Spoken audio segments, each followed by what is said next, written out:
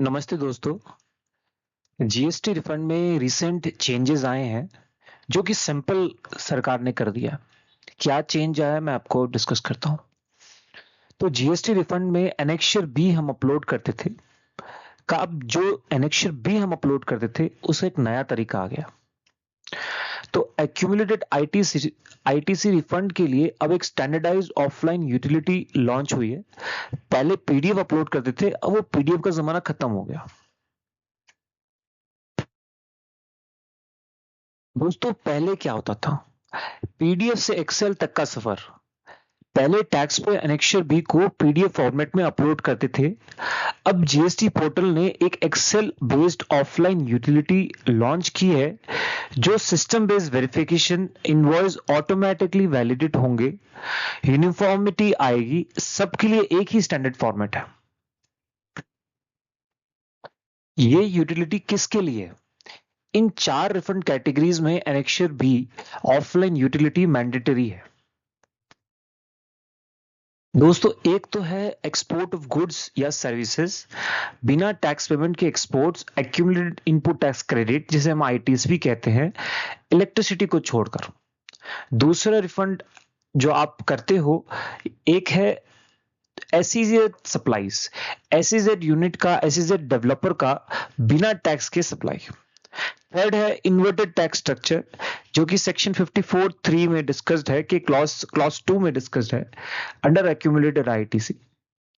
Inverted tax structure वो हो गया जहां आप परचेज तो हायर रेट में करते हो पर आप सेल लोअर रेट पे करते हो। मान लीजिए कि भाई आप परचेज कर रहे हो 18% का आइटम, पर जो आप मैन्युफैक्चर कर रहे हो, मैन्युफैक्चर के जो प्रोडक्ट है पर वो 5% का आइटम है या 12% का आइटम, मतलब 18% जो आप परचेज कर रहे हो उससे कम। तो उस सिचुएशन में आप हरदम आपके जीएसटी पोर्टल में इनपुट टैक्स क्रेडिट एक्यूमुलेटेड रहेगा, उसका रिफंड को बोलते हैं इन्वर्टेड टैक्स स्ट्रक्चर। फोर्थ है एक्सपोर्ट ऑफ इलेक्ट्रिसिटी, बिना टैक्स पेमेंट के इलेक्ट्रिसिटी का export, accumulated ITC. Offline utility कैसे काम करती है?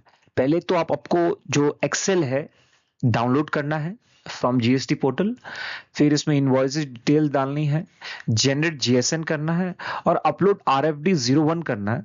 तो जीएसएन फाइल जनरेट करने के बाद उसका नाम आप मत बदले, अपलोड फेल हो सकता है।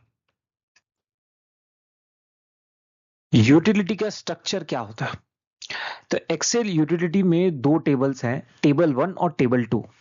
टेबल 1 में रिवर्सल डिटेल्स जाती है, आईटीसी रिवर्सल्स की जानकारी यहां भरे आप। टेबल 2 में एचएसएन और SSC wise invoice details, GST 3B में क्लेम की गई आईटीसी के इनवॉइसेस। एक फाइल में मैक्सिमम 10,000 एंट्रीज अलाउड है। दोस्तों कहीं एक सिचुएशन आ सकती है कि एक ही इनवॉइस में मल्टीपल एचएसएन कोड्स हैं, तो उसका कैसे करें? एक लाइन आइटम में तो आप 2 एचएसएन कोड डाल नहीं सकते। तो अगर ये सिचुएशन है, तो अगर एक ही इनवॉइस में अलग अलग एचएसएन कोड्स या सप्लाई कैटेगरीज हैं, जैसे कि inputs, input services, capital goods हैं, तो इनवॉइस को अलग अलग लाइन आइटम्स में स्प्लिट करना होगा। प्रैक्टिकल एग्जांपल, इनवॉइस स्प्लिट कैसे करें? तो ओरिजिनल इनवॉइस, मान लीजिए सप्लायर्स ने एक इनवॉइस दी आपको 1 लाख रुपए का, जिसमें इनपुट एचएसएन 3926 और इनपुट सर्विसेज एसएससी 9983 दोनों है। तो यूटिलिटी में आपको स्प्लिट कैसे करें? लाइन 1 आइटम में इनपुट्स एचएसएन 3926 में समझो 60,000 टैक्सेबल वैल्यू है, वो करें। लाइन 2 में इनपुट सर्विसेज में एसएससी 9983 में 40,000 आप टैक्सेबल वैल्यू लिखें। तो टैक्स अमाउंट भी प्रोपोर्शनेटली डिवाइड करें, गलत स्प्लिट से रिफंड रिजेक्ट हो सकता है।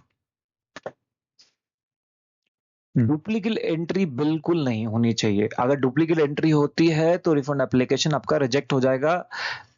सेकंड, वो अपलोड भी नहीं होगा। रिफंड एप्लीकेशन तो बात की बात है, वो फाइल आपकी अपलोड भी नहीं होगी और आपको जीएसटी पोर्टल एरर देगा डुप्लीकेट एंट्री। 5 चीज है, यूनिक कॉम्बिनेशन है अगर है। First is supplier GSTN, second is invoice number, third है इनवॉइस डेट, फोर्थ है कैटेगरी इनपुट या इनपुट सर्विसेज कैपिटल गुड्स और उसका एचएसएन एसएससी कोड।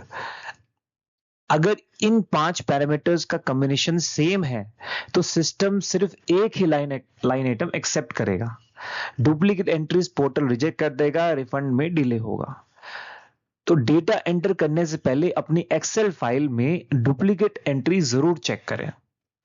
आप एक्सेल का डुप्लीकेट एंट्री का शॉर्टकट भी यूज कर सकते हैं, उसमें वो बहुत आसान हो जाएगा आपके लिए। आईटीसी रिवर्सल सही रिपोर्टिंग आपको जरूरी करनी है, जरूर से एकदम करेक्ट। वो भी आईटीसी रिवर्सल रिपोर्टिंग के 3 की रूल्स 38, 42, 43 एंड सेक्शन 17(5) रिवर्सल उस महीने के जीएसटी या 3B के हिसाब से रिपोर्ट करे। Second, table 4B2 reversals GST या 3B के टेबल 4B2 में दिखने वाले अदर रिवर्सल्स भी रिपोर्ट करें। थर्ड, मल्टीपल फाइल का केस, रिवर्सल अमाउंट सिर्फ आखिरी यूटिलिटी फाइल में भरे, बाकी सब फाइल्स में 0 रखें। तो सिस्टम सारी फाइल्स अपलोड होने के बाद कंसोलिडेट नेट आईटीसी रिकैलकुलेट करता है। सबमिट करने से पहले समरी जरूर चेक करें। अपलोड का प्रोसेस क्या है, स्टेप बाय स्टेप। पहले तो आपको डेटा भरना है, यूटिलिटी में डेटा और जेसन बनाइए। RFD1 खोले, RFD1 स्क्रीन पर नेविगेट करें। Upload link, click to upload statement को इनवॉइसेस पर क्लिक करें। Fourth, validate and submit, validation के बाद रिफंड एप्लीकेशन सबमिट करें। तो एक एप्लीकेशन में मैक्सिमम 25 फाइल्स अपलोड कर सकते हैं, तो 2.5 लाख लाइन आइटम्स टोटल आप इसमें अपलोड कर सकते हैं। पोस्ट अपलोड होने के बाद वैलिडेशन, जीएसटी पोर्टल वैलिडेशन करता है। तो अपलोड के बाद सिस्टम इनवॉइसेस को जीएसटी या 2B से वैलिडेट करता है। मैं वापस बोल रहा हूं, ये जीएसटी या 2B से वैलिडेट करता है। 2A जब तक था उससे कोई मतलब नहीं है। ये जो वैलिडेशन यूटिलिटी आई है वो जीएसटी 2B से खाली चेक करता है, 2A से नहीं चेक करता। इसका फर्दर क्लैरिफिकेशन मैं आपको बाद में समझाता हूं कि मैं 2A बार बार आपको हाईलाइट क्यों कर रहा हूं। वैलिड डॉक्यूमेंट शीट्स जीएसटी या 2B में मैच होने वाले इनवॉइसेस यहां दिखेंगे। इनवैलिड डॉक्यूमेंट्स रिपोर्ट नवंबर 2024 के बाद के मिसमैच इनवॉइसेस यहां आएंगे। और थर्ड, सबसे इंपॉर्टेंट जो मैं आपको बोल रहा था कि मैं डिस्कस करूंगा 2A का कंसेप्ट, क्योंकि अक्टूबर 2024 से पहले तो 2B था ही नहीं या ऑपरेटिव ठीक से ऑपरेट नहीं कर रहा था, तो उससे पहले जीएसटी 2A ऑपरेट कर रहा था। तो ये जो वैलिडेशन यूटिलिटी है वो खाली जीएसटी 2B से वैलिडेट करती है, पर इसका ये मतलब नहीं कि जो प्रीवियस इनवॉइसेस 2A से ये वैलिडेट नहीं कर सकती, वो आपके इनवॉइसेस इनवैलिड हो जाते हैं। तो पुरानी इनवॉइसेस इनवैलिड नहीं होंगे, लेकिन ये एरर नहीं है। फाइलिंग प्रोसीड करें।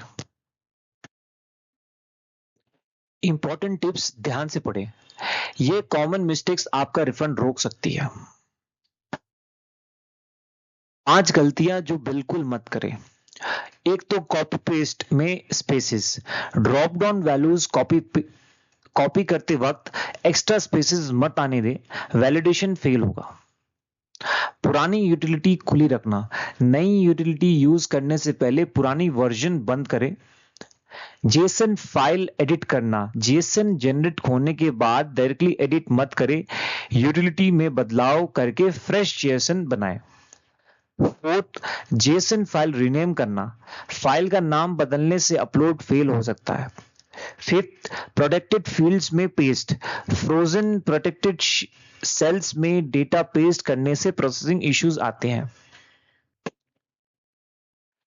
तो एक एक्सेल फाइल में आप कितना डेटा अपलोड करते हो, कुछ तो लिमिट होती होगी, है ना।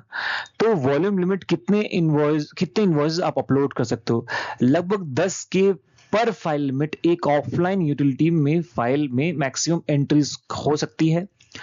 25 फाइल्स पर एप्लीकेशन, एक रिफंड एप्लीकेशन में मैक्सिमम फाइल्स, और 2.5 लाख टोटल लाइन आइटम एक एप्लीकेशन में मैक्सिमम लाइन आइटम्स। अगर इससे ज्यादा इनवॉइसेस हैं तो रिमेनिंग इनवॉइसेस को पीडीएफ फॉर्मेट में सपोर्टिंग डॉक्यूमेंट्स के रूप में सबमिट करें। पोर्टल एनहांसमेंट आने वाला है। तो हमारी तरफ से कोई प्रैक्टिकल सलाह 3-4 है। तो पहले तो रीडमी सेक्शन, जो एक्सेल आप यूटिलिटी डाउनलोड करोगे उसमें हर में रीडमी सेक्शन होता है, वो पढ़ें। उसमें लंबाई में मत जाए, पर अगर वो लंबाई में आपको एंड में अगर आपकी रिफंड एप्लीकेशन अटकती है उसी वजह से, तो ये पढ़ना अगर 10 मिनट लगते हैं तो पढ़ना जरूर चाहिए, क्योंकि इसमें मेन इंस्ट्रक्शन रहते हैं कि आपको वैलिडेशन रूटीन में भरनी कैसे है ना। तो यूटिलिटी का पॉइंट 6 जरूर पढ़े, स्प्लिट इनवॉइसेस गाइडेंस वहां है। सेकंड, कंसोलिडेटेड समरी चेक करें, सारी फाइल्स अपलोड करने के बाद नेट आईटीसी समरी सबमिट से पहले वेरीफाई करें। यूजर मैनुअल का इंतजार करें, जीएसटी पोर्टल जल्द ही इस स्क्रीनशॉट के साथ डिटेल मैनुअल शेयर करेगा। तो क्विक रिकैप कर लेते हैं। तो पीडीएफ बंद हो रहा है अब एनेक्शियर बी पीडीएफ में नहीं, सिर्फ ऑफलाइन यूटिलिटी में से होगी। सेकंड, एचएसएन वाइज स्प्लिट, हर इनवॉइस को एचएसएन, एसएससी और कैटेगरी से हिसाब से अलग करें। नो डुप्लीकेट्स, 5 पैरामीटर सेम होने पर सिर्फ एक एंट्री अलाउड है। रिवर्सल लास्ट फाइल में, मल्टीपल फाइल्स में सिर्फ आखिरी फाइल में रिवर्सल अमाउंट भरें। जेएसएन सेफ रखें, नाम मत बदलें, एडिट मत करें, फ्रेश जनरेट करें। सही फाइलिंग से जल्दी रिफंड मिलता है। एक्यूरेट रिपोर्टिंग से आपका रिफंड प्रोसेस स्मूथ और टाइमली होगा। कोई भी कंफ्यूजन हो तो अपने चार्टर्ड अकाउंटेंट से जरूर संपर्क करें।